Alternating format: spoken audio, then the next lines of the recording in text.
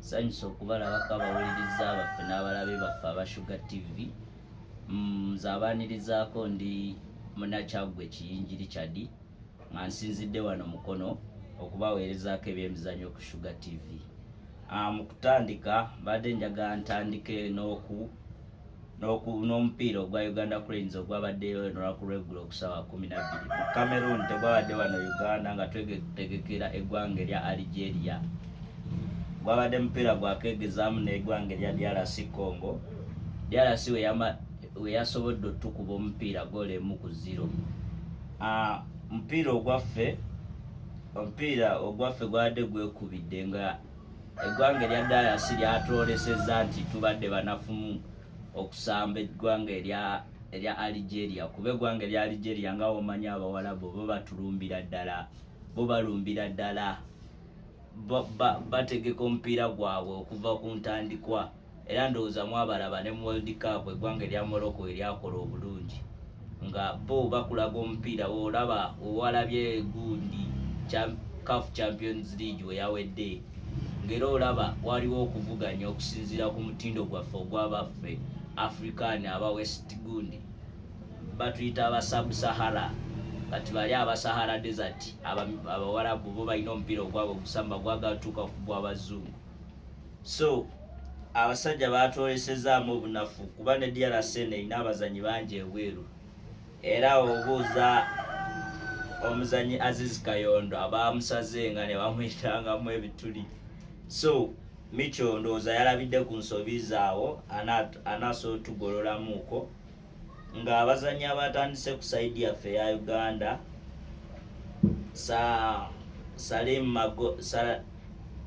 Salim Magola, Kenneth Semakula, Abdulaziz Kayondo, Halid Luwalira, Gift Ali, Bobo Sibyaluhanga, Isma Mugurusi, Farouk Mia, Roger Smarto, Fadi Bayo ne Emmanuel kapiteeni. Abo basobola otandika ku saidi yaffe.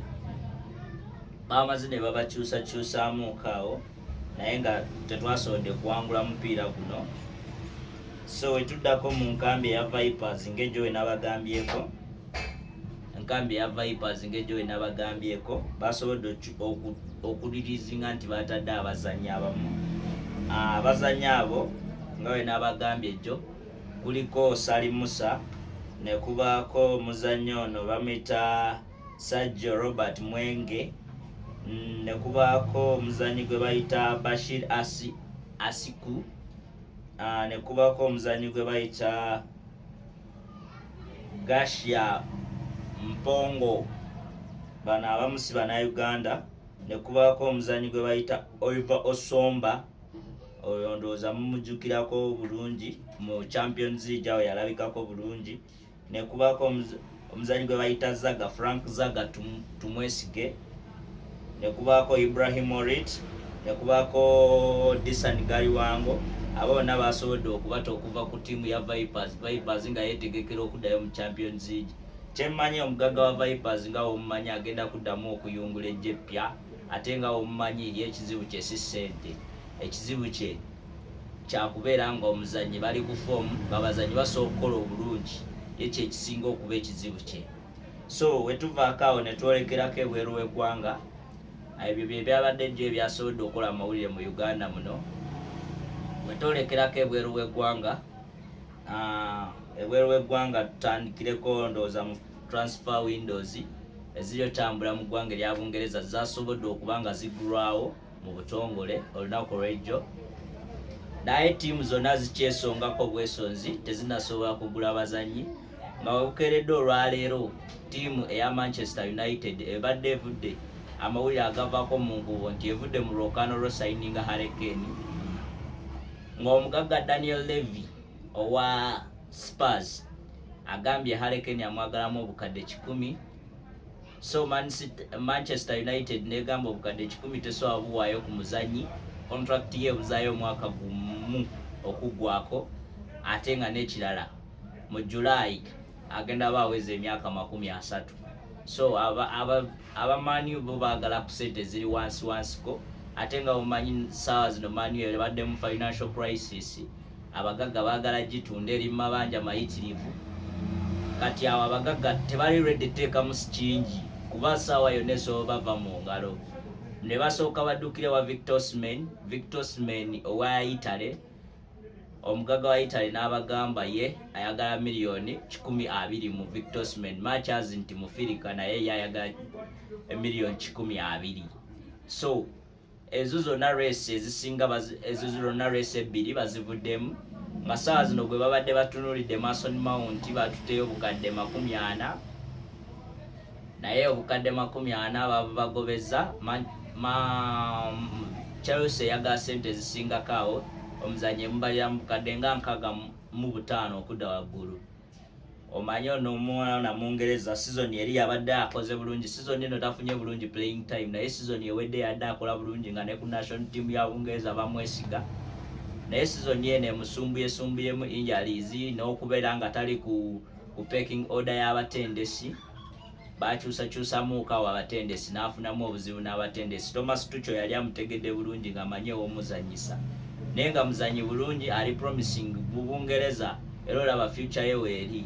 Asobola okuba midfield ye yewerekera obulungi n'ateeba n'amagolo okushootinga okuva ebweru wa box.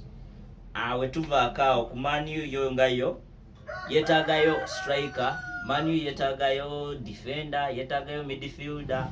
Ekyalina wangi weeyagala ogulo kuba defender yadde eddukidde ku defender wa Italy Omujapani oyo naye agavuddeko awo ne Bayern Munich ate naye mwagala. Ate omanya abazannyi nga avuganya tiimu Bayern, Barcelona, Madrid, ezo tiimu abazannyi batera nnyo zaagala okusinga okujja Bungereza. Bungereza abakalubiriza nnyo. Omupiira gwa Bungereza gumanyi obulamu ku bazannyi. Ndowooza mujjukira ba Di Maria abajja Bungereza ne gubalya ba Nicolas Pepe gwabalya ba Pogba baali bagukuba naye nga gubalya.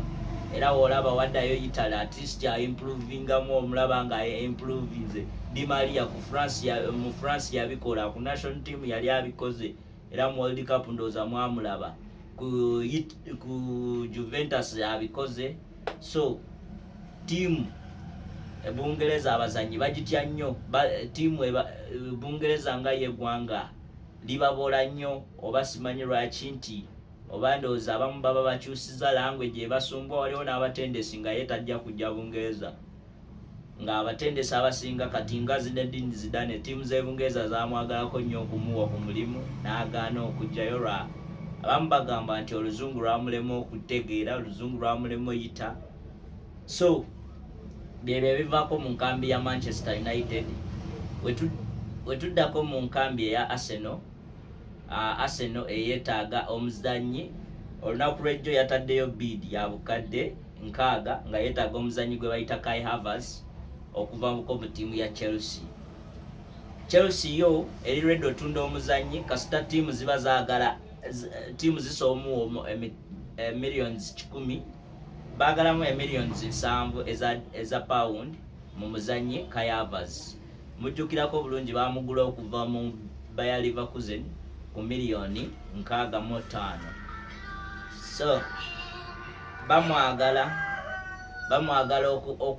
okumuleeta mu ttiimu eya Arsenal ayambeko mu midfield ne striking line okuyamba ku Gabriel Jesus ne ba Martinelli ne Bukayo Saka okubanga asobola kuba ye nga yasookuka mu midfield eno nakkana akubamuko n'ayongerayo akatene mu maaso n'ateeba amagolo. Ndowooza mumulaba ku Chelsea adde azannyanga false 9. So Arsenal emwetaaga naye Chelsea yo eyagala mu obukadde 7 okuva muzannyi. Omuzannyi oyo Arsenal yemusuubiza okumuwa emitwalo 20 buli wiiki eggwako. So nga mu Chelsea abadde afuna emitwalo 15. Chelsea eyagala muwa contract mpya. Bw'aba asigadde eyagala muwa contract empya bamuwe emitwalo 15.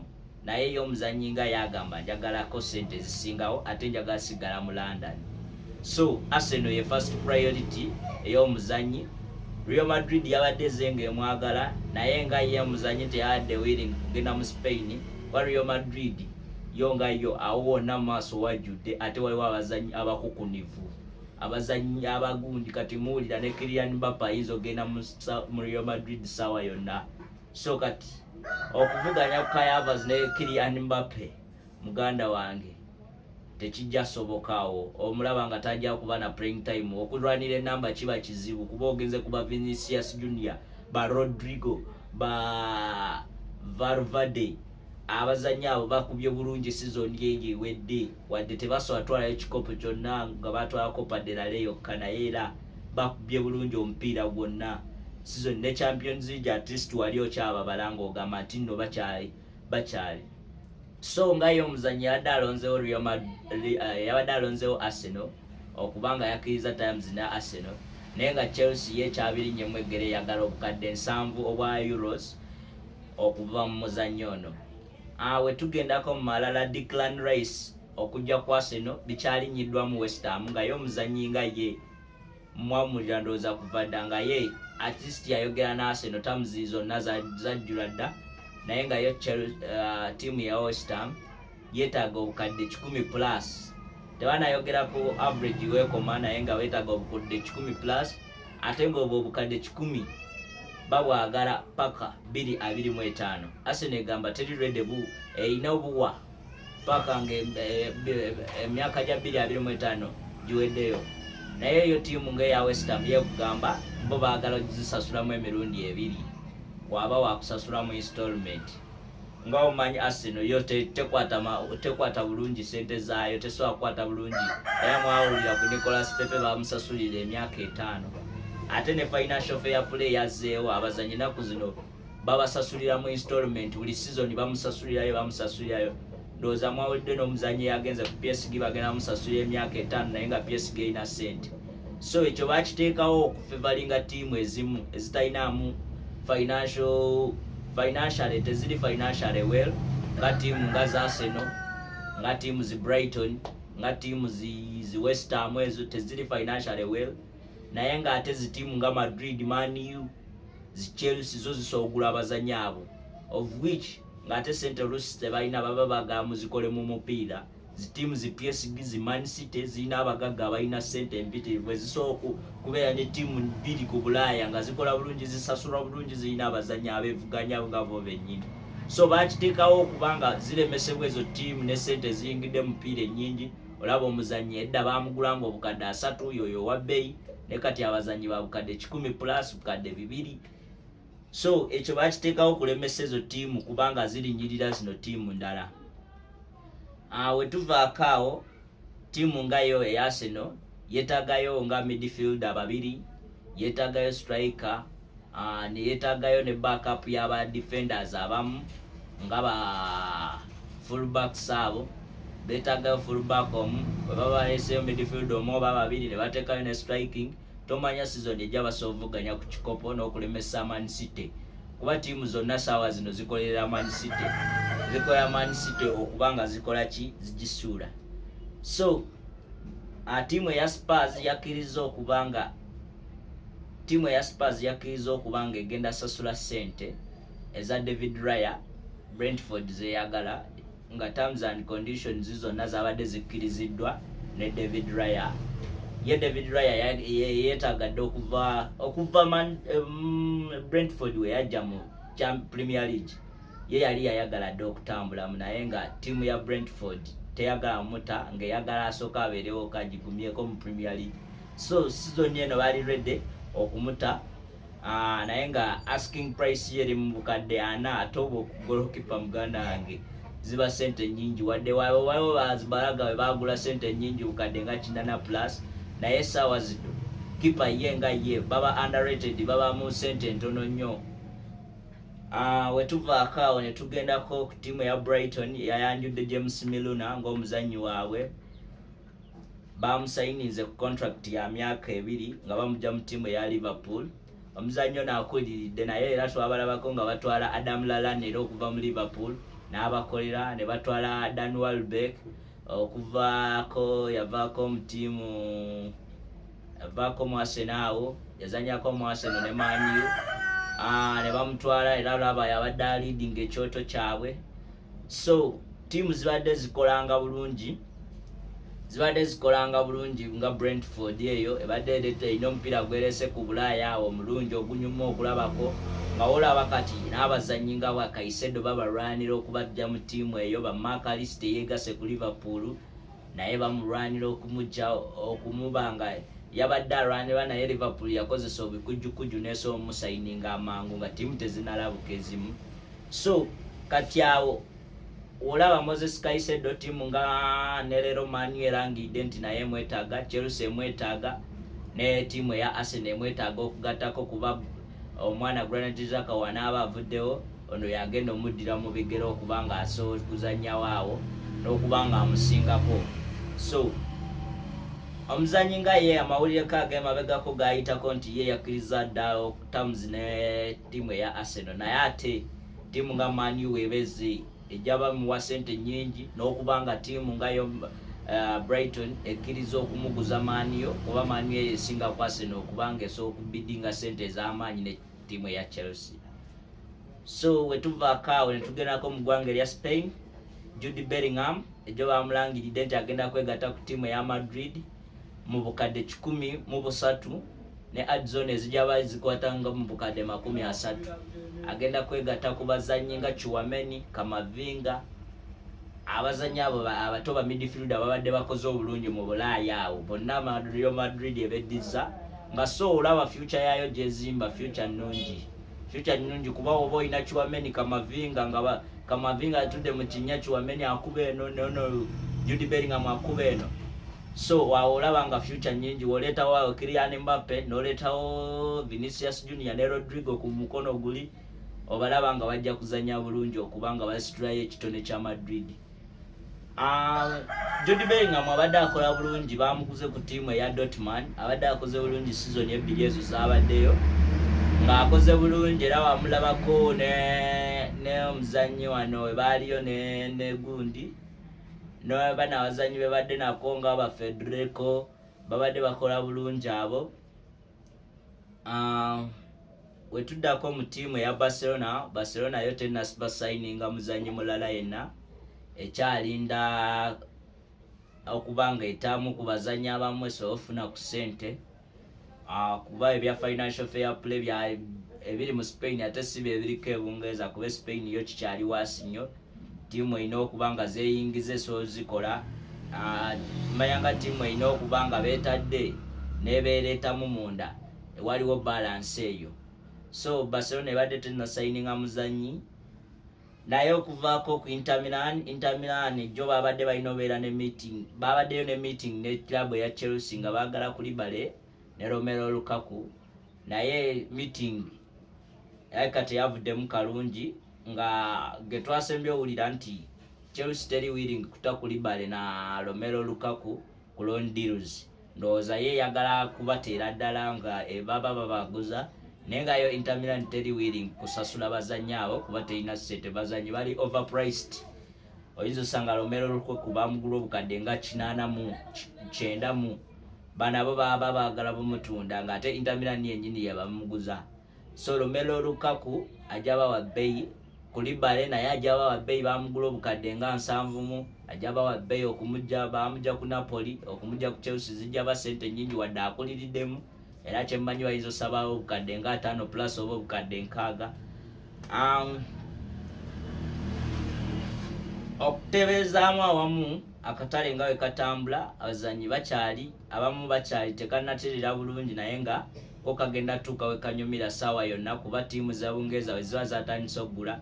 Tomanya awo nga mu July nga lumu bagenda takatale konna nga omuzannyi asooka Italy n'agenda Bungereza kubanga tiimu Newcastle eyagala Nico Barella owa tiimu ya Inter Milan akoze bulungi season eno ne mu Champions League mwamulabye ng'akola bulungi.